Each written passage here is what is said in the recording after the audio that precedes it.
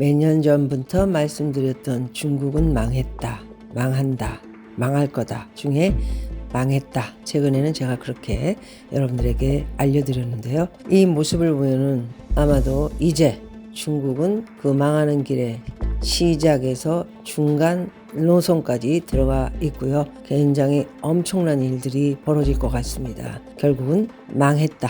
이렇게 말씀드릴 수 있습니다. 의사회계사도 이민을 가겠다. 중국인 미리급 폭증을 하고 있습니다. 가장 선호하는 나라가 미국이죠. 미국은 들어오기가 너무 힘든 곳이기 때문에 아마 쉽지 않을 겁니다. 그렇다면 다른 나라로 뿔뿔이 흩어졌고요. 일부 10년, 15년 전부터 상위층, 굉장히 큰 부자들은 캐나다, 호주, 뉴질랜드, 학군도 좋고 학교도 좋고 살기 좋은 곳으로 이미 도주를 했다고 볼 수 있습니다. 많은 돈이 들어와서 호주나 캐나다는 중국인들 천국이 되고 있기 때문에 그곳 호주 캐나다도 중국인들 때문에 몸살을 앓고 있습니다. 자, 미국 같은 경우에는 미국 남부 국경에 구금된 중국인 불법 체류자가 지난해 자그마치 37,000명으로 집계가 됐습니다. 전년 대비 10배가 급증을 했고요.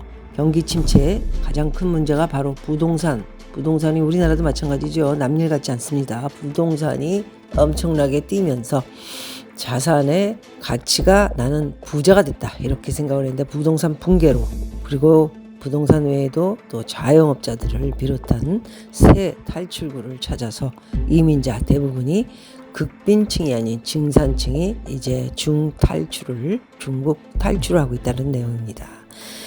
경제난을 피해 미국으로 불법 입국을 시도하다 구금된 중국인 이민자 수가 1년 새에 10배 급증. 이들 중 대다수는요 극빈층이 아닌 평범한 중상층인 것으로 나타났습니다. 중국 지도부가 새해를 맞아서 중국 경제의 건재함을 대외적으로 선전하고 있지만 다 굴하죠. 정작 민생 경제의 허리, 가장 중요한 역할을 하는 중국의 허리가 중국 중산층 경기 침체로 인한 타격으로 새로운 탈출구를 찾아 나서는 모습들입니다. 일본의 니케이 신문은 미국 세강국 보호국 CBP 데이터를 인용해서요. 지난해 미국 남부 국경에서 구금된 중국인 불법 이민자는 37,000명으로 집계됐다. 전년 대비 무려 10배나 증가한 수치다. 니케이는 미국 내 전체 불법 이민자 수가 일정한 수준을 유지하고 있는 반면 중국 출신 불법 이민자는 급증하는 추세라 이렇게 전해주고 있습니다. 중국인 불법 이민자가 멕시코를 거쳐서요. 미국으로 미입국을 하기 위해선 뭐든지 여기에는 돈이 필요하죠. 적지 않은 비용이 필요합니다. 멕시코 이런 나쁜 짓 하는 놈들 굉장히 돈 많이 벌겠네요. 국경을 넘기까지 평균적으로 약 5,000달러 정도가 소요된다고 하는데요. 중국 내 직장인들의 평균 연소득이 3분의 1이 넘는 액수입니다. 항공료 외에도 멕시코 내 미입국 중개 조직의 수수료를 지급하는 등 여러 부대 비용도 들지요. 먹고 자고 국경을 넘기까지 각종 사고 및 범죄 피해에 노출될 우려도 당연히 있습니다. 위험을 감수하면서라도 미입국을 시도하는 가장 큰 이유는 바로 경제적 어려움이고 또 자라나는 애들을 위해서겠죠. 코로나 봉쇄 이후 계속된 경기 침체와 부동산 시장 불황으로 생활 기반을 상실한 이들이 새 탈출구로 불법 이민을 택한 것입니다. 부동산 붕괴로 사업 기반을 잃어 이민을 결심하는 어떤 분 한 분은 가족들과 신용카드로 근근히 삶을 이어갔다. 중국에선 탈출구가 없다. 이렇게 얘기했고요. B씨는 당국 규제에 이어 코로나 봉쇄 조치가 겹치면서 운영하던 공장이 문을 닫게 됐고 경제가 이렇게까지 나빠질 수 있다는 아무도 이런 생각을 안 해봤다. 또 한 사람은요. 중국에선 더 이상의 희망이 보이지 않는다. 정치적인 것, 경제적인 것. 중국 불법 이민자 상당수가 중국의 중상층이라는 점도 눈길을 끌고 있습니다. 자, 직업은요. 중의사, 회계사, 부동산 중개인, 회사원 등 굉장히 다양한데요. 경기 침체로 인해 중국 중산층들이 타격을 입고 있다는 일부 견해가 어느 정도 사실로 드러난 셈입니다. 니케이 신문은 부유한 중국인들은 굳이 힘겨운 여정을 선택하지 않을 것이고 가난한 사람들은 중국을 떠날 여력이 부족하다. 중국 내에서 생계를 위해 고군분투하다. 그러나 결국 새로운 삶의 터전을 찾아 나서는 것은 평범한 중산층들이었다는 것입니다. 중국 내 중산층 붕괴에 대한 경고음은 꾸준히 나오고 있었습니다. 이미 이런 내용들을 박미TV에서는 1년 반 정도, 지금으로부터 2022년 후반 때부터 여러분들에게 말씀 수도 없이 드렸는데 지금은 정점을 이루고 있다, 이렇게 보시면 될 것 같습니다.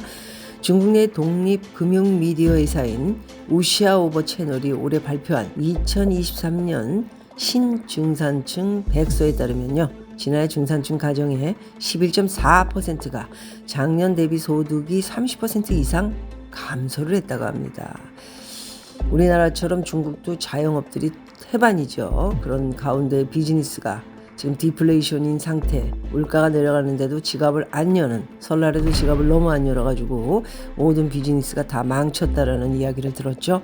그렇듯이 중국인들이 지갑도 안 열고 아무것도 안 하고 그냥 가만히 있자 이러고 있는 지금 상황입니다. 그래서 살기가 진짜 어려워지고, 뭐 돈을 벌어야 밥도 사 먹고 그리고 대출이자도 붓고 관리비도 내고 차도 굴리고 그럴 텐데 이런 것들이 이제 돌아가지가 않으니까, 살 수가 없으니까 전부 중탈출을 하고 있다, 이렇게 보시면 될 것 같습니다. 소득이 10에서 30%가 감소한, 100%에서 30%가 감소가 되면 100만 원이면 70만 원. 되게 어렵네요.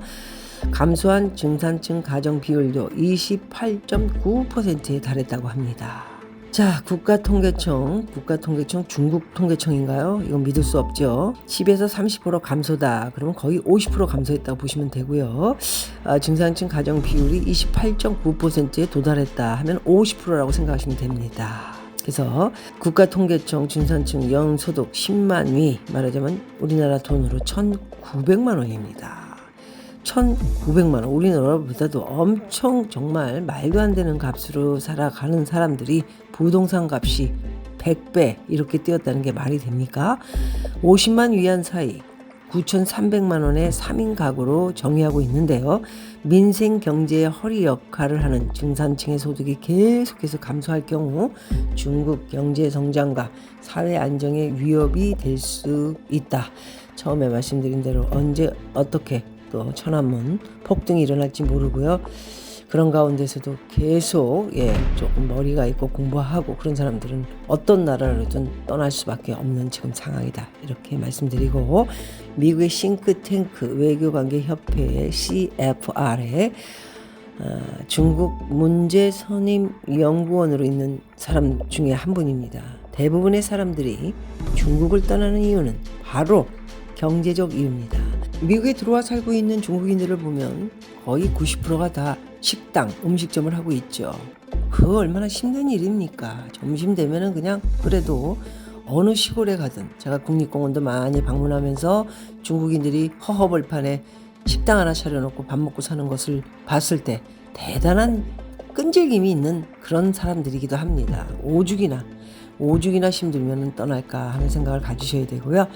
자기 나라를 버리고 떠난다는 거, 특히나 중산층, 말도 통하지 않고 문화도 다르고 한데 그래도 자식과 내 미래를 위해 떠나는 저 모습, 어찌 보면 중국인들이 끈질기며 지독하지만은 돈 그리고 경제 이거에 대해서 굉장히 민감하고요. 이거는 희망이 없다, 그렇게 생각을 하고 다 떠난다고 보시면 될 것 같습니다. 그래서 처음에 말씀드렸던 타이틀 그대로 중국인, 중국, 그리고 중국의 모든 것은 끝났다, 그렇게 보시고, 대부분의 사람들이 중국을 떠나는 이 경제적인 이유, 향후 몇 년간 이것은 계속될 것이다, 이렇게 보고 있습니다. 여러분, 오늘은 여기까지 말씀드리도록 하겠습니다. 감사합니다.